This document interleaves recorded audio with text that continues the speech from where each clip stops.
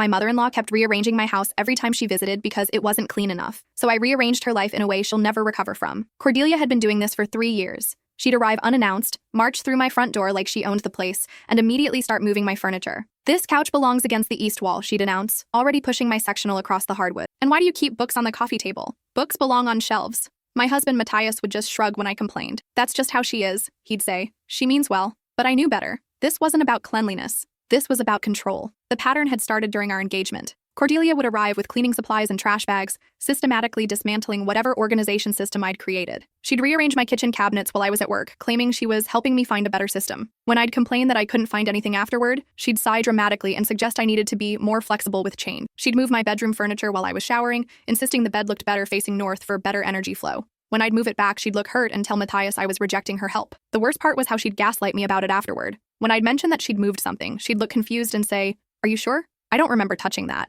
Or she'd claim she was just tidying up a little, and I was overreacting to normal helpfulness. Matthias never witnessed the worst of it. Cordelia was strategic about her timing. She'd wait until he was at work or running errands. By the time he came home, she'd be sitting innocently on my rearranged furniture, acting like nothing had happened. I started documenting everything. Photos of my rooms before and after her visits, timestamps, lists of what had been moved. But when I showed the evidence to Matthias, he'd just shake his head. "Mom's getting older," he'd say. "Maybe she forgot she moved things. Or maybe you're remembering wrong." That made me feel crazy. Was I imagining this? Was I being paranoid? But then I'd find my grandmother's china hidden in the basement, or discover that Cordelia had thrown away my favorite throw pillows because they clashed with the couch. The gaslighting extended beyond furniture. Cordelia would make subtle digs about my housekeeping, my cooking, my career, always framed as helpful suggestions or constructive criticism. When I'd get upset, she'd look shocked and tell Matthias I was too sensitive and couldn't handle feedback. "I'm just trying to help," she'd say with tears in her eyes. "I want what's best for both of you." But her idea of what's best always involved me changing something about myself or my home to meet her standards. The final straw came last Tuesday. I'd just finished setting up my home office, my sacred space where I ran my freelance graphic design business. I'd spent weeks arranging everything perfectly, my drawing tablet positioned at the optimal angle, my color swatches organized by gradient, my inspiration board carefully curated with images that sparked creativity. I came home from groceries to find Cordelia in my office, dismantling everything. "This room was a disaster," she said without looking up. "No wonder you can't focus on your little hobby." My what? She'd packed my expensive equipment into random boxes, rearranged my desk to face the wall, and thrown away my inspiration board because it looked cluttered. 3 years of collected magazine clippings, photographs, and fabric samples, gone. "Where's my inspiration board?" I asked, my voice shaking. "That messy collage? I threw it away. This room needs clean lines, not chaos." I ran to the garbage and found it there, torn and coffee-stained. Hours of careful curation, destroyed because it didn't match her aesthetic. "You had no right to throw away my things." Cordelia looked genuinely confused by my anger. "I was helping you create a professional workspace. How can you concentrate with all that visual noise?" "That visual noise was my inspiration. I use those images for my work." She waved her hand dismissively. "Then you should keep them in a file folder like a real professional, not scattered all over the wall like a teenager's bedroom." That night, I made a decision. If Cordelia wanted to rearrange things, I'd show her how it's really done.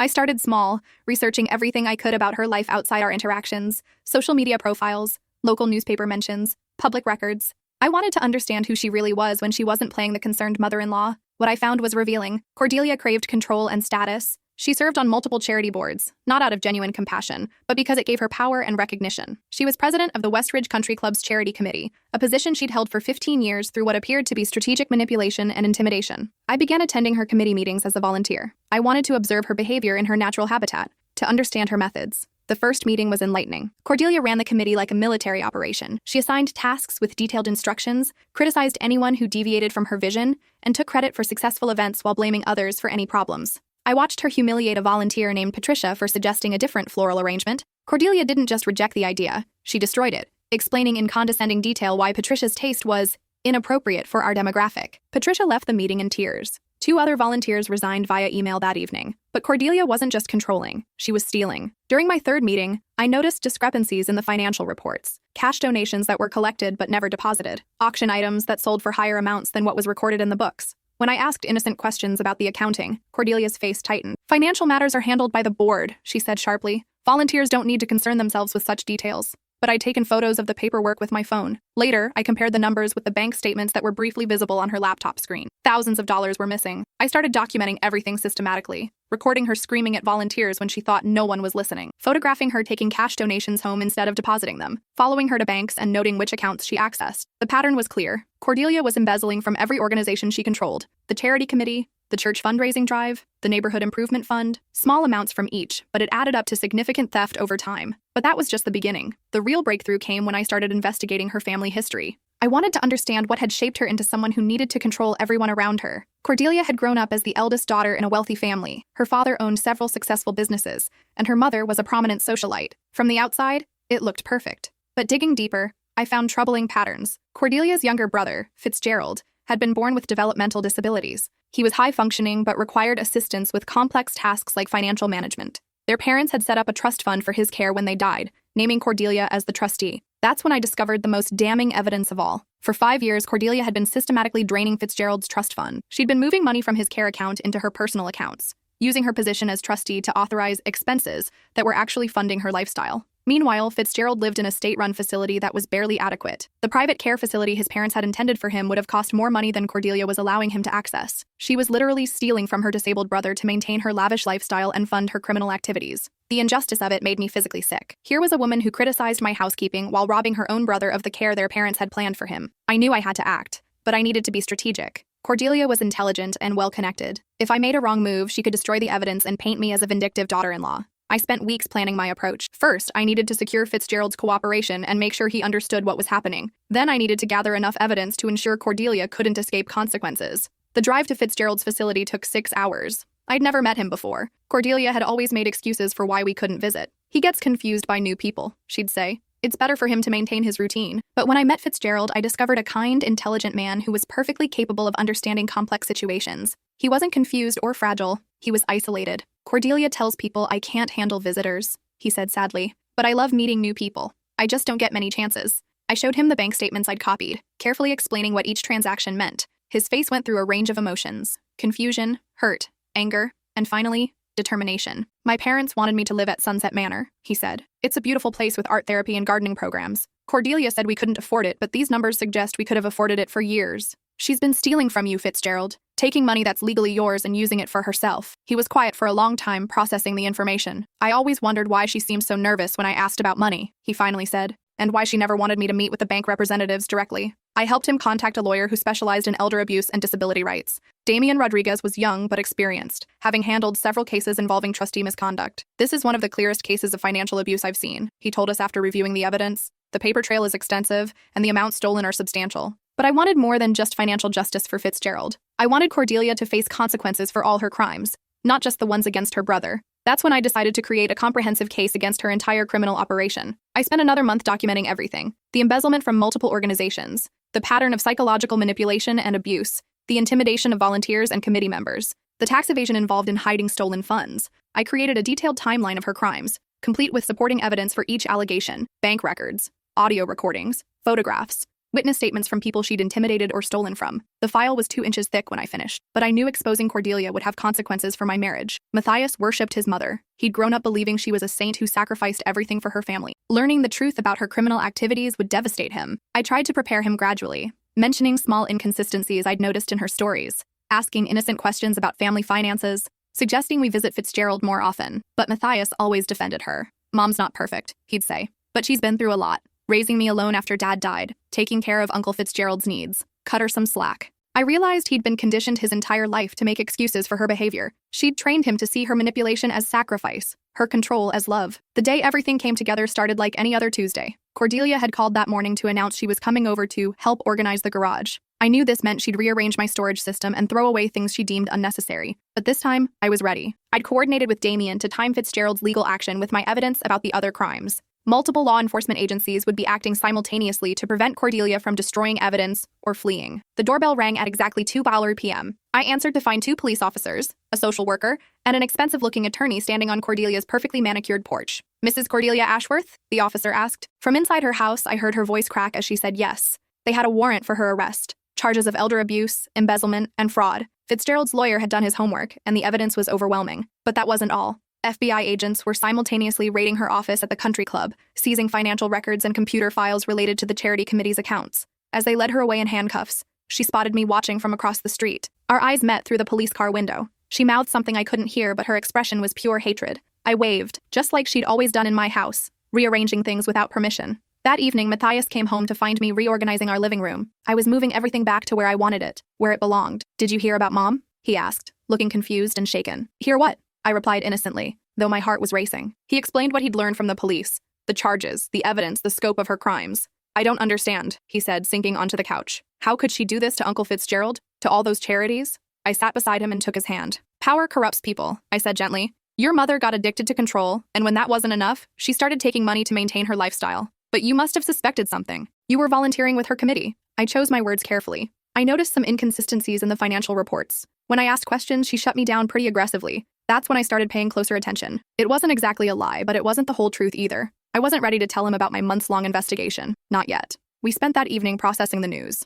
Matthias alternated between defending his mother and expressing shock at the evidence against her. I let him work through his emotions while quietly celebrating my victory. But as I turned around to get us some tea, I noticed something that made my blood run cold. On my kitchen counter sat a manila envelope I'd never seen before. My name was written on the front in handwriting I didn't recognize. Inside was a single photograph and a note. The photo showed me entering Fitzgerald's care facility. The angle suggested it had been taken from a car in the parking lot, using a telephoto lens. Someone had been following me. The note read, I know what you did. Meet me tomorrow at midnight or everyone else will too. My hands shook as I examined the envelope more closely. No postmark, no return address. Someone had hand-delivered this while we were home, probably while we were distracted by the news of Cordelia's arrest. I slipped the envelope into my purse before Matthias could see it. That night, I couldn't sleep. I kept thinking about who could have taken that photo. Who knew about my visits to Fitzgerald? I'd been so careful, always checking my mirrors, varying my routes to avoid establishing a pattern. Apparently, not careful enough. I spent the next day going through the motions of normal life, working on client projects, fielding calls from neighbors who'd heard about Cordelia's arrest,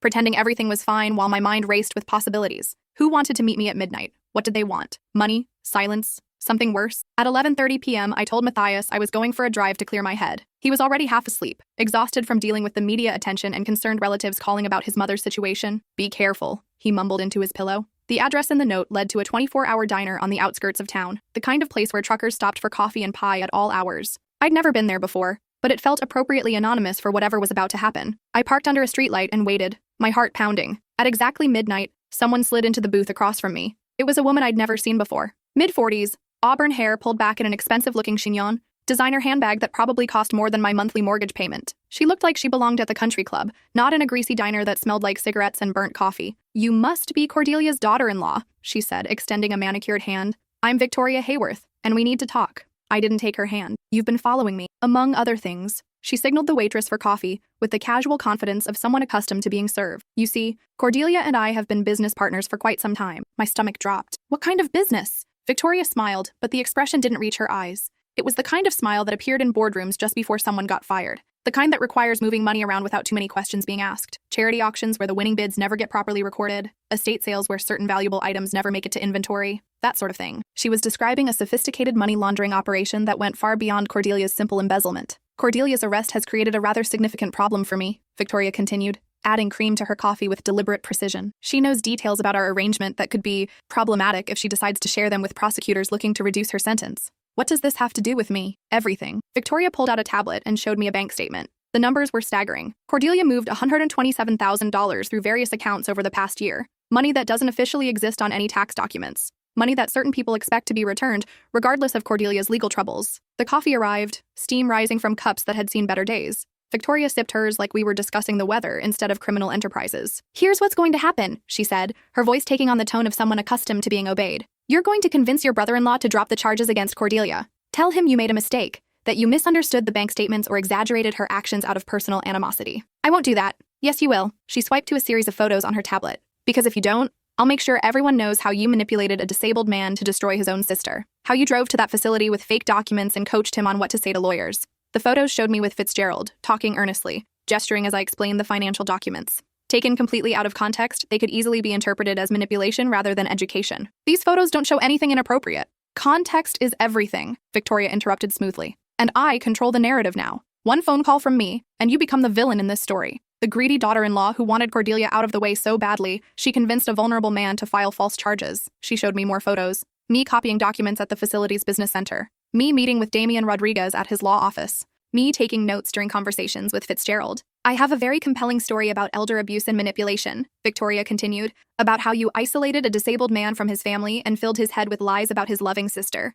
The media would eat it up. I felt sick, but I forced myself to stay calm. You have 48 hours, Victoria said, standing and leaving a $20 bill on the table. Convince Fitzgerald to recant his accusations, or I release these photos along with sworn statements from witnesses who will corroborate my version of events. What witnesses? Victoria smiled that cold smile again. Money buys a lot of things, including testimony from facility staff members who will swear they witnessed you coaching Fitzgerald and threatening him when he hesitated to cooperate. She gathered her purse and walked toward the exit, then turned back. Oh, and don't think about going to the police with this conversation. It's my word against yours, and I have evidence of your manipulation campaign. They'll be more interested in prosecuting you than protecting you. I sat in that diner until 4 a.m., drinking coffee that tasted like betrayal and thinking through my options. Victoria had me cornered. If she released those photos with the wrong narrative, my reputation would be destroyed. My marriage might not survive it. And Fitzgerald would be painted as an unreliable witness, which could actually help Cordelia's defense team. But I'd underestimated one crucial factor in this equation. I wasn't the only person who'd been investigating Cordelia. The next morning, I called Damian Rodriguez and asked for an emergency meeting. His office was in a converted Victorian house downtown,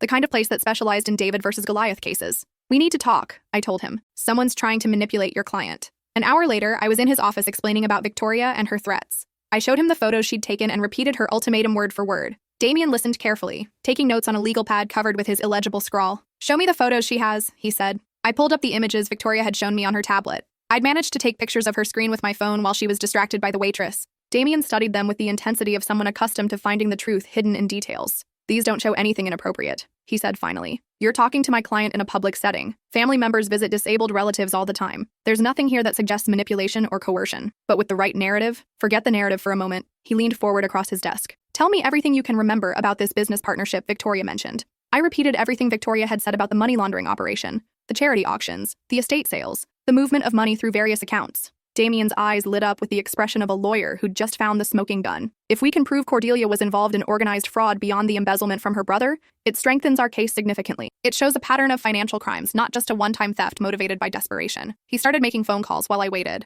I could hear fragments of conversations about wire fraud, money laundering, and federal charges. 20 minutes later, he hung up with a grin that reminded me why I'd chosen him to represent Fitzgerald. Victoria Hayworth has been on the FBI's radar for 2 years, he said. They've been trying to build a case against her money laundering operation, but they needed someone on the inside to provide evidence. What do you mean? I mean we're going to set a trap. The plan was elegant in its simplicity. I would meet with Victoria again and pretend to agree to her demands. But this time I'd be wearing a wire provided by the FBI. She's desperate. Agent Carmen Reeves explained during our briefing at the federal building downtown. Cordelia's arrest exposed her operation to scrutiny. She needs to shut down any loose ends quickly, which means she'll be careless. Agent Reeves was a compact woman in her 40s with the kind of intense focus that comes from years of hunting financial criminals. She'd been tracking Victoria's operation since a bank compliance officer had flagged suspicious transactions involving several charity organizations. Victoria's network launders money for some very serious people, Agent Reeves continued. Drug dealers, human traffickers, arms dealers. They use charity auctions and estate sales to convert dirty money into clean assets that can be legitimately owned. She showed me photographs of art pieces that had been sold at charity auctions for 10 times their actual value. The buyers were shell companies controlled by criminal organizations. They'd pay inflated prices for worthless items, effectively laundering their money through fake charitable transactions. Cordelia was perfect for this operation, Agent Reeves explained. Respected in the community, access to wealthy donors, no apparent criminal background. Nobody suspected the sweet old lady running charity events. The recording device was tiny, barely larger than a button, and virtually undetectable when properly positioned. Agent Reeves showed me how to activate it and ensure optimal audio quality. We need Victoria to describe the operation in detail, she said. Amounts of money involved, names of other participants, specific methods used to launder funds. The more she tells you, the stronger our case becomes. That evening, I called Victoria and delivered my surrender speech. I'll do what you want, I said, injecting defeat into my voice. But I need more time. Fitzgerald trusts me, but convincing him to recant won't be easy. He's been looking forward to getting justice for years. You have 24 hours, Victoria replied curtly. Meet me tomorrow night. Same place. Bring proof that you've contacted his lawyer about dropping the charges. The next evening, I returned to the diner. This time, a tiny recording device was taped under my shirt, and Agent Reeves was parked outside in an unmarked van, monitoring the conversation through an earpiece. Victoria arrived exactly on time, dressed in a different expensive outfit but wearing the same cold smile. Well, she said, sliding into the booth with the confidence of someone who believed she'd already won. I spoke to Fitzgerald's lawyer, I said, playing my role carefully. But he's refusing to drop the case. He says there's too much evidence of financial abuse and backing down now would make Fitzgerald look unreliable. Victoria's face hardened, the mask of civility slipping slightly. Then, we'll have to be more persuasive. I have contacts at the care facility where Fitzgerald lives. Staff members who owe me favors from previous business arrangements. It would be unfortunate if his medications got mixed up, if he had a fall in the shower, if he became confused about what really happened with his trust fund. My blood ran cold, but I forced myself to stay calm and keep her talking. You're talking about hurting an innocent man. I'm talking about protecting a business worth millions of dollars. Victoria snapped, her voice rising enough that other patrons might have noticed if the diner hadn't been nearly empty. Cordelia's just the tip of the iceberg. We have operations in 6 states. Dozens of people who depend on this income. She pulled out her phone and showed me photographs of documents, bank accounts in the Cayman Islands, shell companies registered in Delaware, art purchases that had never actually occurred, existing only on paper to justify large financial transactions. We've been washing money for some very important people, Victoria continued, her voice taking on the tone of someone who enjoyed having power over others. They don't like complications, and they don't accept excuses when things go wrong. I pretended to study the documents while making sure the recording device could capture everything she was saying. How much money are we talking about? Last year alone? $8 million. Victoria leaned forward, her eyes glittering with a mixture of pride and threat. This isn't some small-time charity scam your mother-in-law was running on the side. This is serious business with serious consequences for anyone who interferes. She outlined the entire operation in detail. How they identified charities with loose financial oversight and wealthy donor bases. How they recruited trustees and board members who could be either bought or blackmailed into cooperation. How they created fake auction items and inflated sale prices to justify moving large amounts of money. Cordelia was perfect for this, Victoria continued, echoing what Agent Reeves had told me. Respected in the community, access to wealthy donors, and desperate enough for status and money that she was willing to overlook the ethics of what we were doing. And now she's a liability. If she talks to save herself, a lot of people go down, including me. Victoria's voice turned threatening. Which is why you're going to make sure she doesn't get the chance. How am I supposed to do that? She's in federal custody. Victoria slid a small vial across the table. It was barely an inch tall, filled with a clear liquid that looked innocuous enough to be water. Cordelia's being held in county lockup pending trial. Visitors are allowed twice a week, and you're on her approved list as family. This gets dissolved in liquid, tasteless, undetectable by standard autopsy procedures. I stared at the vial in horror. You want me to poison her? I want you to solve our problem permanently, Victoria said matter-of-factly. Cordelia dies of apparent natural causes, Fitzgerald withdraws his accusations out of grief, and the investigation loses its primary witness. Everyone wins. Except Cordelia. Cordelia made her choice when she got greedy and sloppy. She was supposed to steal small amounts that wouldn't attract attention. Instead, she started embezzling from her own brother and keeping poor financial records. She brought this scrutiny on herself. That was all Agent Reeves needed to hear. Within minutes, the diner was surrounded by federal agents. Victoria's face went white as Agent Reeves approached our table, her badge visible and her weapon drawn. Victoria Hayworth, you're under arrest for conspiracy to commit murder, money laundering, witness intimidation, and operating a continuing criminal enterprise. As they handcuffed her, Victoria looked at me with pure hatred and the dawning realization that she'd been played. You have no idea what you've done, she hissed as they read her rights. These people don't forget. They don't forgive. You think federal protection will keep you safe forever? Agent Reeves gestured for the other agents to take Victoria away, then sat down across from me. You did excellent work, she said. That recording will put her away for life and give us everything we need to dismantle her entire operation. What happens now? Now, we use the information she gave us to arrest everyone else involved in the network. Bank executives who processed suspicious transactions, art dealers who created fake provenance documents, charity officials who falsified auction records. The vial Victoria had given me was collected as evidence. Later analysis would reveal it contained a concentrated form of digitalis, a heart medication that becomes lethal in large doses and metabolizes quickly enough to avoid detection in standard postmortem examinations. She had literally asked me to commit murder. The next few weeks were a blur of depositions, court appearances, and media attention. The FBI's investigation uncovered a massive money laundering ring that stretched across multiple states and involved millions of dollars in illegal transactions. Victoria had been right about the scope of the operation. Dozens of arrests were made, including several prominent charity officials, bank executives, and art dealers who had facilitated the money laundering scheme. Cordelia, facing federal charges in addition to the elder abuse case, decided to cooperate with prosecutors. In exchange for a reduced sentence, she provided detailed information about how Victoria had recruited her and trained her to embezzle funds in ways that would support the larger criminal enterprise. The cooperation deal revealed even more disturbing details about Cordelia's involvement. She hadn't just been a victim manipulated by Victoria's organization. She'd been an enthusiastic participant who had suggested new ways to steal money and recruit other unwitting accomplices. Your mother-in-law is a sociopath, Agent Reeves told me during one of our debriefing sessions. The psychological evaluation ordered by the court shows she has no empathy for her victims and no remorse for her crimes. She's only cooperating because it benefits her personally. Fitzgerald finally got his money back. More than his money, actually. The FBI seized assets from the criminal organization worth millions of dollars. And victims like Fitzgerald received compensation not just for what was stolen, but for years of lost investment income and additional damages. With proper funding, Fitzgerald was able to move to the private care facility his parents had originally intended. Sunset Manor was everything he'd dreamed of: art therapy studios, gardening programs, social activities with other residents who shared his interests. I'm learning to paint landscapes, he told me during one of our visits. And I joined the book club. We're reading mystery novels, which seems appropriate given everything that's happened. Matthias struggled with everything that had been revealed. His mother's arrest, the scope of her criminal activities, learning that his wife had been instrumental in exposing it all. Why didn't you tell me what you were doing? He asked one night as we sat in our living room, arranged exactly how I wanted it for the first time in years. Because I wasn't sure you'd believe me, I admitted. And because I needed to protect Fitzgerald. Your mother had been gaslighting both of you for years about his capabilities and needs. But the danger you put yourself in with Victoria was worth it. I took his hand. Your uncle is safe now. Your mother can't hurt anyone else. And the people who were using her to commit crimes are in prison where they belong. He was quiet for a long time, processing everything that had changed in our lives. I always knew she was controlling, he finally said. But I never imagined she was capable of this. The theft, the criminal organization, the willingness to have people killed to protect her secrets. Sometimes the people closest to us are the hardest to see clearly, I said gently. She conditioned you from childhood to see her manipulation as love and her control as protection. 3 months later, Cordelia was sentenced to 12 years in federal prison. The judge noted her cooperation with the investigation, but emphasized the severity of her crimes and the vulnerability of her victims. You betrayed your own brother's trust, he said during sentencing.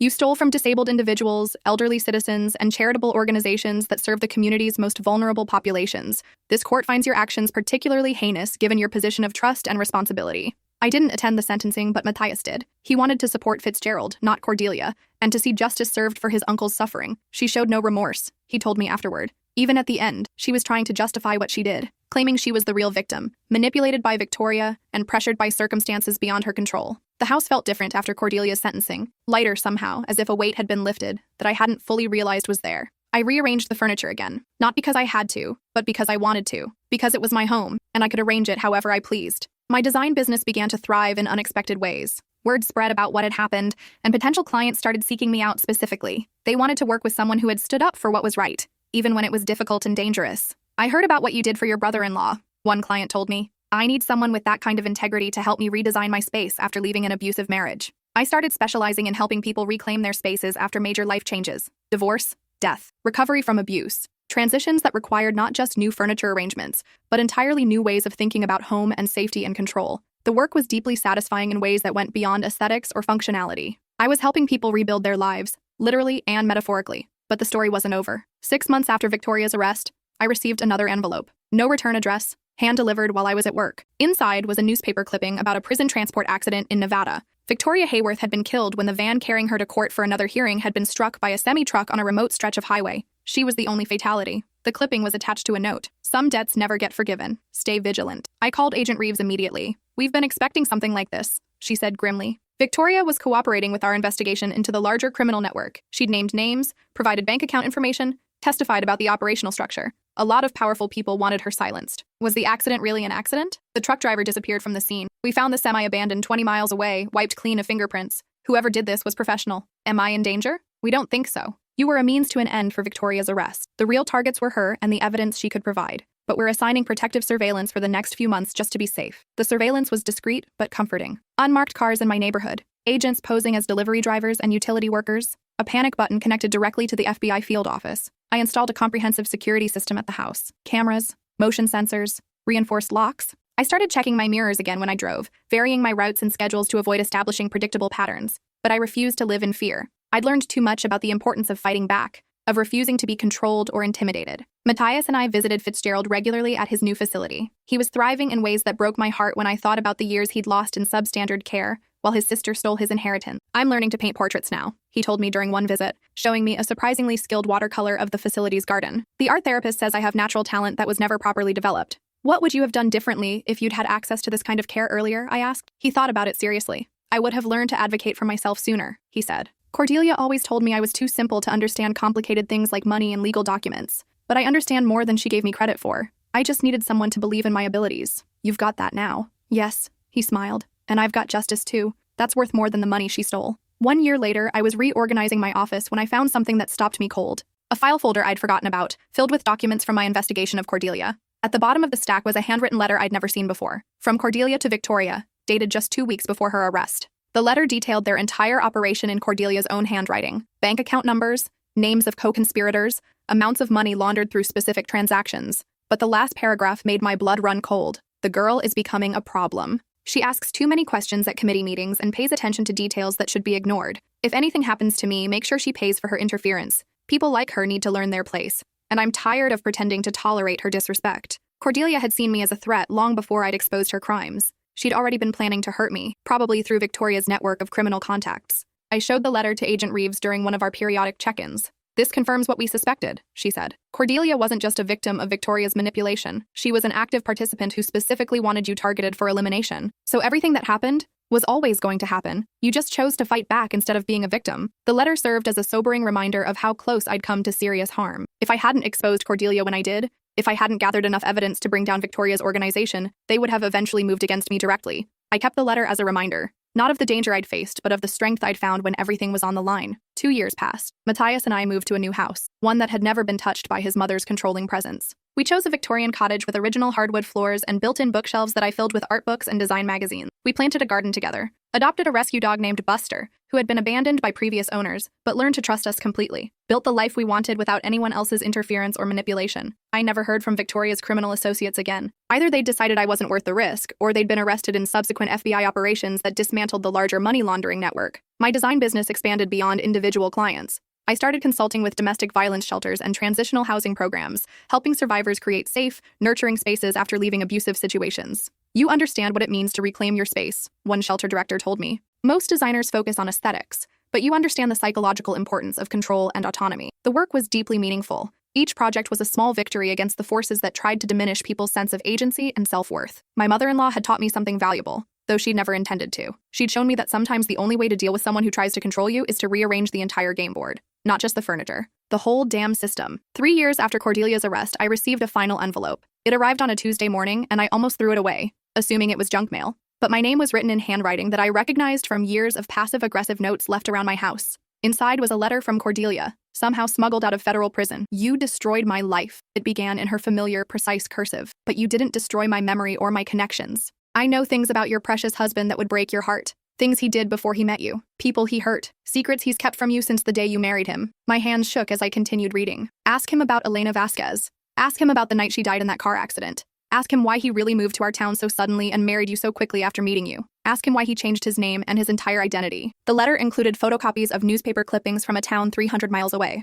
A young woman named Elena Vasquez had died in a hit-and-run accident 5 years ago, the same month Matthias had moved to our town and started the job where we'd eventually meet. I spent that day in a haze of disbelief and growing dread. Matthias was at work, dealing with another engineering project deadline. I researched Elena online, read about the accident investigation, studied the timeline of events. The pieces fit together with horrible precision. Elena had been 26, a kindergarten teacher engaged to her college sweetheart. She'd been walking home from a friend's bachelorette party when a car struck her and fled the scene. The impact had been severe enough to kill her instantly. The police had found evidence at the scene, paint chips, headlight fragments, tire tracks, but they'd never identified the vehicle or the driver. The case remained unsolved. When Matthias came home that evening, I was sitting at our kitchen table with the letter and newspaper clippings spread out in front of me. He saw the documents and went pale, his face draining of color in a way that told me everything I needed to know. Where did you get these? He asked quietly. Your mother. She says you killed this woman. Matthias sank into the chair across from me, his hands shaking as he reached for the newspaper clipping. I didn't mean to kill her, he said quietly, but I didn't save her either. The story came out slowly, painfully, like poison being drawn from a wound that had festered for years.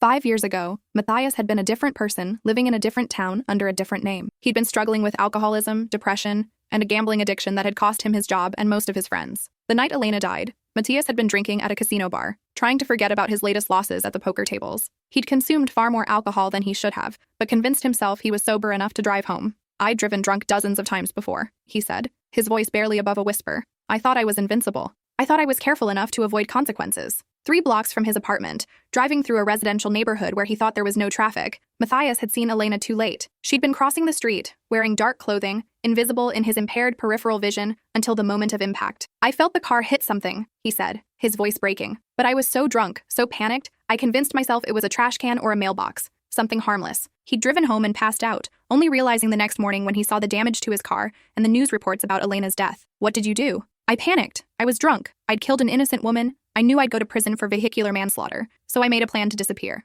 Matthias had spent that day destroying evidence and creating a new identity. He'd driven his damaged car to a chop shop and had it dismantled for parts. He'd withdrawn all his money from bank accounts, closed credit cards, and destroyed any documents that connected him to his old life. I bought fake identification from someone I knew through gambling connections. New name, new social security number, new background history. Then I drove 300 miles away and started over. He'd moved to our town, changed his appearance, found a job using his engineering skills, but with completely fabricated employment history. He'd become a different person, carefully constructing a new identity that had no connection to the man who'd killed Elena Vasquez. And then you met me. I wasn't looking for love, he said, tears streaming down his face. I was just trying to survive each day without being caught. But when I met you, for the first time since the accident, I felt like maybe I could be human again. I stared at the man I'd married, the man I'd trusted completely, the man who'd let me destroy his mother while hiding a secret that could have destroyed us both. Does Cordelia know all of this? She suspected something from the beginning. She hired a private investigator when we got engaged, supposedly to do a background check for insurance purposes. The investigator found inconsistencies in my story, gaps in my employment history, discrepancies in my identification document, and she's been holding this over you ever since.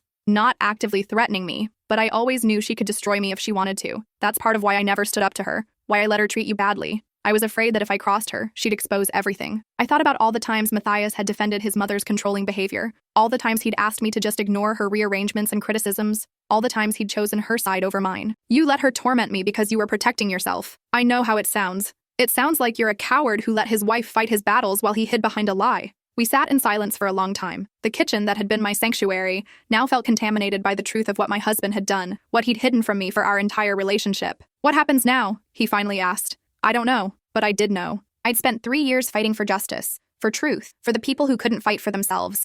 I couldn't live with a man who'd built our entire relationship on a foundation of lies and death. Elena's family deserves to know what happened to her, I said. If you turn me in, I'll go to prison, probably for 20 years or more. If I don't turn me in, I become complicit in covering up her death. Matthias reached across the table for my hand, but I pulled away from his touch. Please, he said. I know I was wrong. I know I should have stayed at the scene, should have called for help, should have faced what I did, but I can't change that now. And turning me in won't bring Elena back. No, but it might give her family closure, and it might prevent you from hurting someone else. I would never hurt anyone else. You hurt me, I interrupted. You hurt me every day for 3 years by letting your mother control and manipulate me while you hid behind a secret that could have explained everything. That night, I called Agent Reeves. I need to report a hit-and-run accident from 5 years ago, I said. The next morning, police arrived to arrest Matthias. As they led him away in handcuffs, he looked back at me with the same expression his mother had worn 3 years earlier when she'd been arrested. Betrayal. Confusion. The shock of someone they'd underestimated finally choosing justice over loyalty. I stood in our doorway, my doorway now, watching the police car disappear around the corner. For the 4th time in my life, I was going to have to rearrange everything. Elena's family deserved justice. Her death deserved investigation, and I deserved to live with someone who hadn't built our love on lies and dead bodies. The house felt different that afternoon, emptier, but also cleaner somehow, like a weight had been lifted that I hadn't fully realized was pressing down on me. I started in the bedroom, packing Matthias's clothes into boxes, then his books, his personal papers, his photographs, every trace of the man I'd thought I knew, the man who'd never actually existed. By evening, the house was mine again, completely, honestly mine for the first time since I'd moved in. I called Fitzgerald to check on him and to let him know what had happened. I heard about Matthias on the news, he said gently. How are you holding up? I'm okay. It's hard, but it's the right thing to do. Cordelia taught me something important, he said. Sometimes the people who are supposed to love you are the ones who hurt you most. But that doesn't mean love isn't real. It just means you have to be very careful who you give it to. How do you do that? How do you learn to trust again after being betrayed so completely? You start with yourself, he said. You prove to yourself that you can make good decisions, that you can protect yourself, that you're worth more than the lies people tell you. 6 months later, I received a call from Elena's mother, Maria Vasquez. I wanted to thank you, she said through tears.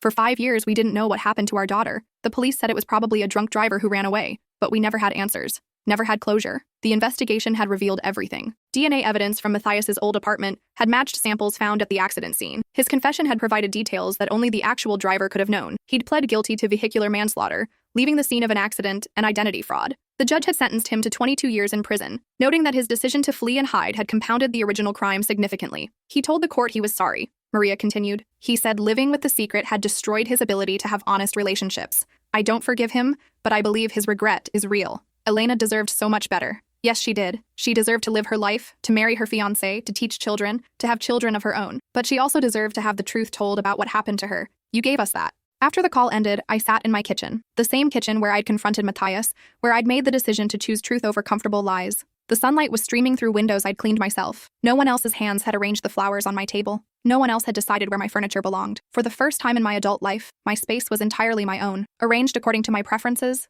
my needs, my vision of what a home should be. My phone rang. It was my real estate agent. I have a buyer for the house, she said. Full asking price, cash offer. They want to close next month. Perfect. I was moving across the country. New city, new clients, new life. I'd learned that sometimes rearranging means starting completely over, building something entirely new on a foundation of your own choosing. The moving truck arrived on a Thursday morning. As the workers loaded my furniture arranged exactly as I wanted it, never touched by Cordelia's controlling hands, I walked through each empty room one last time. The living room where Cordelia had first rearranged my furniture, where I'd realized I had to fight back against her control. The kitchen where I'd discovered Victoria's threatening letter, where I'd made the decision to cooperate with the FBI. The bedroom where I'd confronted Matthias about Elena, where I'd chosen truth over the comfortable lie of my marriage. Each room told part of the story of who I'd become, someone who refused to be moved around by other people's agendas, someone who fought for justice even when it cost everything, someone who chose truth over convenience, integrity over comfort. The last box was labeled Inspiration Board, the display Cordelia had thrown away 3 years ago, now carefully reconstructed with new dreams and goals,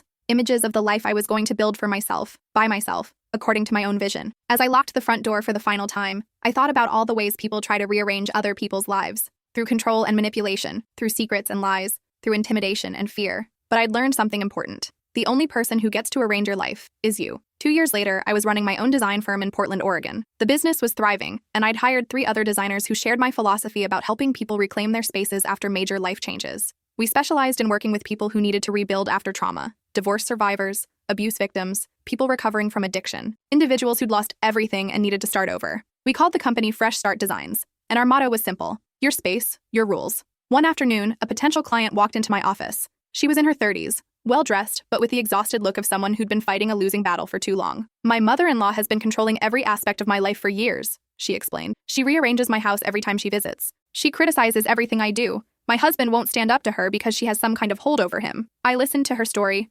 remembering my own struggle with Cordelia and the long journey to freedom. She makes me feel like I'm crazy, the woman continued, like I'm overreacting to normal family behavior. You're not crazy, I told her, and you're not overreacting. I shared my own story, not the details about the criminal investigation or Matthias's secret, but the basic truth about learning to stand up to someone who wanted to control your space and your life. How did you find the courage to fight back? She asked. I realized that someone rearranging your furniture isn't really about furniture, I said. It's about power. And the only way to stop someone from taking your power is to take it back, piece by piece, choice by choice. She hired me to redesign her entire house. But more importantly, she started setting boundaries with her mother-in-law, making it clear that her home was her sanctuary, not a project to be managed by someone else. The last time I heard from her, she'd changed the locks and told her mother-in-law that unannounced visits were no longer welcome. Her husband had initially resisted, but eventually chose to support his wife over enabling his mother's controlling behavior. It turns out he was relieved, she told me. He'd been afraid to stand up to her for years, but once I showed him it was possible, he found his own courage. I get stories like that regularly now. People who've learned to rearrange their own lives instead of letting others do it for them. People who've discovered that taking control of their physical space is often the first step toward taking control of their emotional and psychological space.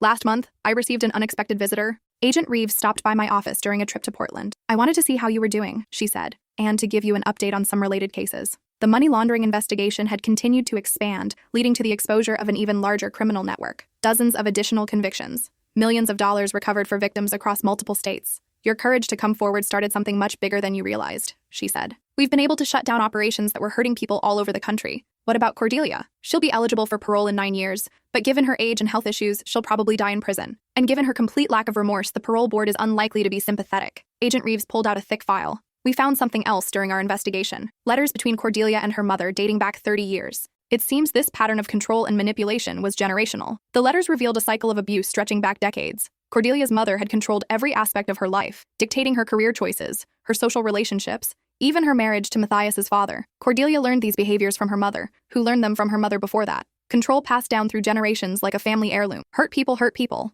I said. Exactly. That doesn't excuse what Cordelia did, but it explains the psychology behind it. She was both victim and perpetrator, continuing a cycle that probably went back generations. After Agent Reeves left, I thought about cycles of abuse and how they perpetuate through families, through generations. Someone always has to be the one to break the pattern, to say, this stops with me. I'd broken the pattern in my marriage by refusing to accept lies and manipulation. Fitzgerald had broken it by standing up to his sister with legal action. Even Matthias, in his way, had broken it by finally telling the truth about what he'd done. But the most important thing I'd gained wasn't justice for others. It was myself. The ability to arrange my own life according to my own values. To make choices based on my own judgment rather than someone else's manipulation. To trust my instincts and fight for what's right, even when it's difficult. These days, when I walk into my apartment, my space, arranged exactly how I want it, I remember what I learned from Cordelia. Sometimes the best revenge isn't destroying someone else's life. Sometimes it's building your own. The last chapter in this story arrived exactly 4 years after Cordelia's original arrest.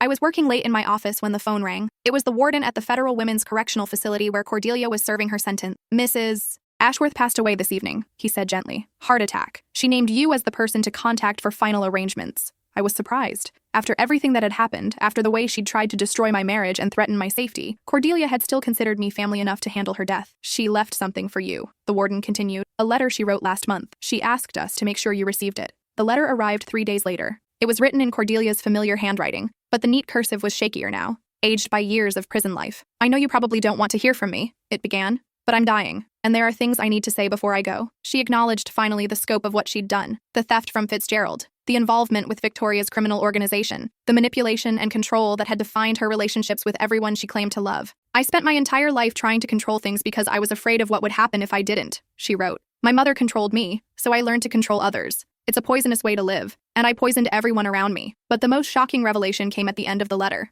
"Matthias isn't my biological son," she wrote. "I've never told him this, but his father had an affair and I found out when Matthias was 2 years old. I raised him anyway, but I always resented him for what his father had done. That's why I tried to control his life so completely. I was punishing him for sins that weren't his own." She explained that Matthias's real father had died in the car accident that had driven him to drink and run away. The man he'd been grieving, the guilt he'd been carrying, was over someone who'd abandoned him before he was old enough to remember. "He deserves to know the truth," Cordelia concluded. "Not because it excuses what he did, but because he's been carrying shame that isn't entirely his to bear." I stared at the letter for a long time, processing this final revelation. Even in death, Cordelia was rearranging things, providing information that would fundamentally change how I understood the man I'd been married to. I forwarded the letter to Matthias's prison, along with a note explaining that it contained important family information. I didn't owe him anything, but I owed Elena's memory the truth, all of it. A month later, I received a letter from Matthias. His handwriting was different now, smaller, more careful, like someone who'd learned that words have consequences. "Thank you for sending Cordelia's letter," he wrote.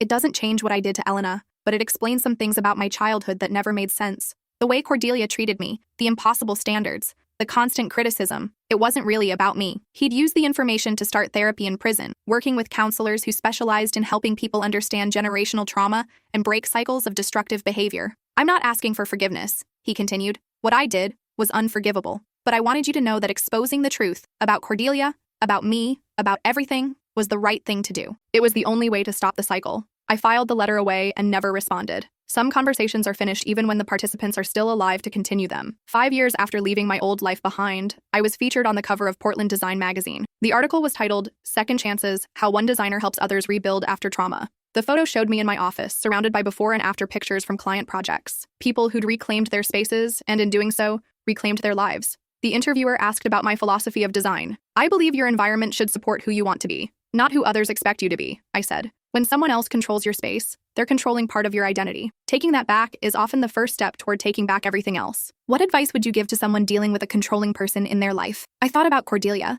about Victoria, about Matthias, and all the ways people try to manipulate and control each other. "Document everything," I said. "Trust your instincts. Don't let anyone convince you that their manipulation is normal or that you're overreacting to abuse. And remember that sometimes the only way to deal with someone who won't respect your boundaries is to rearrange the entire situation." What do you mean by rearrange? I mean change the rules of the game, refuse to play by their rules, create consequences for their behavior. Sometimes that means legal action. Sometimes it means cutting contact. Sometimes it means exposing the truth even when it's painful. That sounds like it requires a lot of courage. It does, I agreed. But the alternative is spending your life in a space that someone else has arranged for you. And that's not really living at all. The magazine hit newsstands on a Tuesday. By Friday, I'd received dozens of emails from people who'd read the article and wanted to share their own stories of breaking free from controlling relationships. Each message was a small victory against the forces that try to diminish people's sense of agency and self-worth. That evening, I sat in my apartment, my beautiful, perfectly arranged apartment, and thought about the journey that had brought me here. From a woman who tolerated her mother-in-law's invasions to someone who'd exposed a criminal organization. From someone who accepted manipulation